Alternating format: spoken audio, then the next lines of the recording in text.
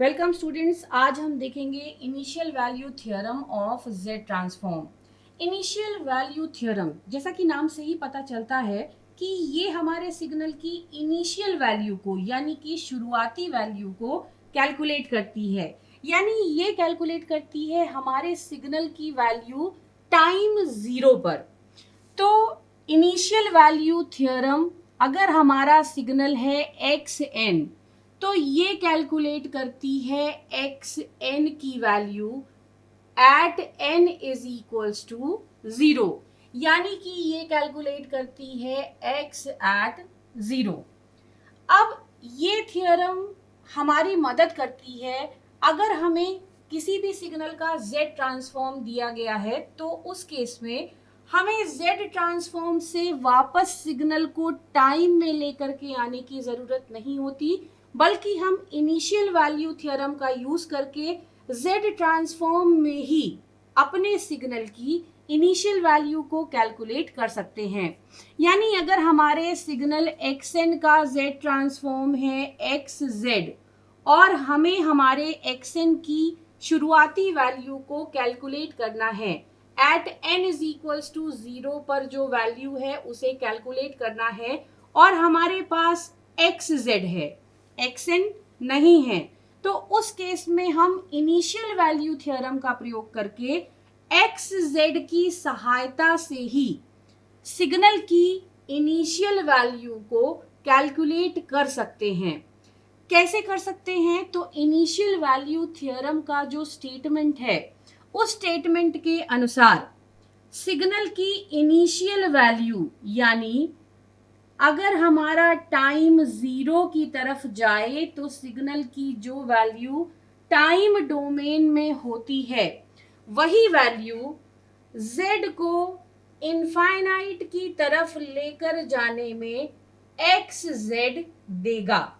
यानी अगर आपके पास xz है तो उसमें आप रखिए limit z tends to infinity, तो हमें हमारे सिग्नल की इनिशियल वैल्यू मिल जाएगी।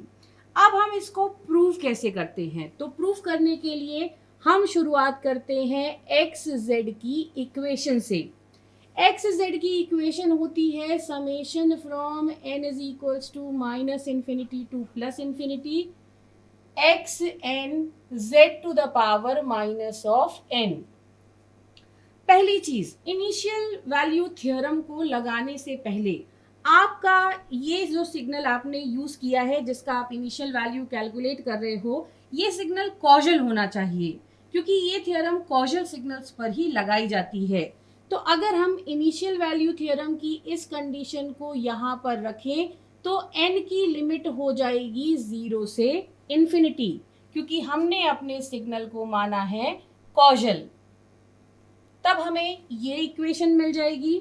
अब इस इक्वेशन को हम करते हैं एक्सपैंड।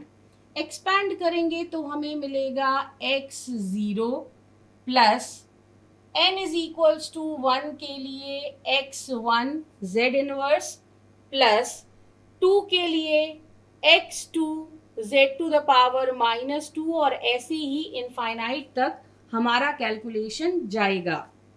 इसके बाद हम एक्स जेड पर limit z tends to infinity रखते हैं, तो हमने यहाँ पर रखा limit z tends to infinity x z, जो बराबर होगा limit z tends to infinity इस पूरे सिग्नल पर लगाने के। तो हमने बाकी का सिग्नल लिख दिया। अब बाकी के सिग्नल को लिखते वक्त हम एक छोटा सा करेक्शन और करते हैं। ये है x1 z की पावर माइनस वन, जिसे हम लिख सकते हैं x1 upon z। Same concept पर इसे लिख सकते हैं x2 अपॉन z स्क्वायर। ऐसे ही आपकी सीरीज आगे बढ़ती जाएगी। अब इसके बाद जब आप limit z tends to infinity x zero पे लगाएंगे, तो इसमें z नहीं है, इसमें कोई फर्क नहीं पड़ना, इस पर लगाएंगे x1 अपॉन z पर लगाएंगे। तो चूंकि z नीचे आया है, डिनोमिनेटर में आया है, तो अगर z की वैल्यू इनफाइनाइट होती है उस केस में ये पूरी टर्म हो जाएगी x1 upon infinity, x1 upon infinity यानी 0, तो ये पूरी टर्म हो जाएगी आपकी 0। ये हो जाएगी x2 अपॉन इंफिनिटी का स्क्वायर यानी कि 0। तो इस तरह से आगे की सारी टर्म्स आपको रिजल्ट देने लगेंगी 0, सिर्फ इसे छोड़कर। और इसमें चूंकि z है ही नहीं तो इस लिमिट का इस पर कोई असर नहीं पड़ना।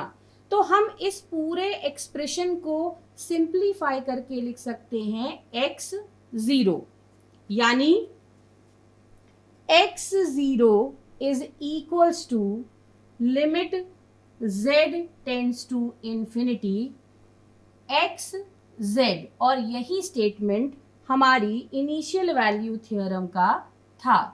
तो इस प्रकार से हम इनिशियल वैल्यू थ्योरम को प्रूव करते हैं। अब इस इनिशियल वैल्यू थ्योरम को हम यूज कैसे करते हैं? तो चूंकि इस इनिशियल वैल्यू थ्योरम का एडवांटेज ये होता है कि आप z डोमेन में ही अपने सिग्नल की इनिशियल वैल्यू को कैलकुलेट कर सकते हो। तो हम एक एग्जांपल लेते हैं, xz है z square plus z plus 1 upon z plus 1 z plus 2, और आपसे कहा गया है इसकी इनिशियल वैल्यू को कैलकुलेट करना। तो हमें पता है इनिशियल वैल्यू थ्योरम के अनुसार सिग्नल की इनिशियल वैल्यू को कैलकुलेट करने के लिए हमें z डोमेन वाले सिग्नल में लिमिट लगाना पड़ता है z टेंड्स टू इंफिनिटी। हमारा z डोमेन वाला सिग्नल है ये लिमिट लगाने से पहले हम अपने सिग्नल को थोड़ा मॉडिफाई करेंगे। उस केस में हम अपने सिग्नल को इनवर्स में यानी कि डिनोमिनेटर में लेकर के z को जाएंगे, उसके बाद हम ये लिमिट लगाएंगे। तो सिंप्लीफिकेशन करने के लिए हम न्यूमरेटर को और डिनोमिनेटर को दोनों को z स्क्वायर से डिवाइड कर देते हैं। तो जब आप न्यूमरेटर को z स्क्वायर से डिवाइड करोगे आपको मिलेगा 1 plus 1 upon z plus 1 upon z का स्क्वायर। जब आप डिनोमिनेटर को z स्क्वायर से डिवाइड करेंगे तो आपको मिलेगा 1 plus 1 upon z into 1 plus 2 upon z। ये स्टेप करना बहुत ज़रूरी होता है क्योंकि आप z की लिमिट को इनफाइनाइट कर रहे हैं। तो जितनी अननेसेसरीली टर्म्स हैं आपकी जो इनिशियल वैल्यू में कंट्रीब्यूट नहीं करती, उन्हें हटाने के लिए ये स्टेप ज़रूरी है। तो पहले स्टेप में हम z को इनवर्स वाले फॉर्म में यानी कि डिनोमिनेटर में लेकर के आएंगे अपने दोनों पार्ट्स में। इसके बाद हम इस पर लगाएंगे ये लिमिट। तो अब हम लगाते हैं limit z tends to infinity. हमारा सिग्नल है 1 plus 1 upon z plus 1 upon z square upon 1 plus 1 upon z into 1 plus 2 upon z। अब जब इस पूरी इक्वेशन में न्यूमरेटर और डिनोमिनेटर दोनों में आप z टेंड्स टू इंफिनिटी की लिमिट रखेंगे तो उसमें ये टर्म आपकी जहाँ जहाँ पे z नीचे आया हुआ है डिनोमिनेटर में आया हुआ है, ये टर्म, ये और ये टर्म, ये चारों टर्म आपको रिजल्ट देंगी 0 क्योंकि 1 अपॉन इंफिनिटी यानी 0। तो उस केस में आपके पास बचेगा न्यूमरेटर में 1 और डिनोमिनेटर में 1। तो इनिशियल वैल्यू आपको इस सिग्नल की मिल जाएगी 1। इस तरह से हम इनिशियल वैल्यू थ्योरम का प्रयोग करके अपने z डोमेन में ही सिग्नल की इनिशियल वैल्यू को कैलकुलेट करते हैं। हमें इनवर्स z ट्रांसफॉर्म का प्रयोग करके अपने सिग्नल को टाइम डोमेन में लेकर के आने की ज़रूरत नहीं है इनिशियल वैल्यू के कैलकुलेशन के लिए। तो इस प्रकार से हम इनिशियल वैल्यू थ्योरम का प्रयोग करते हैं।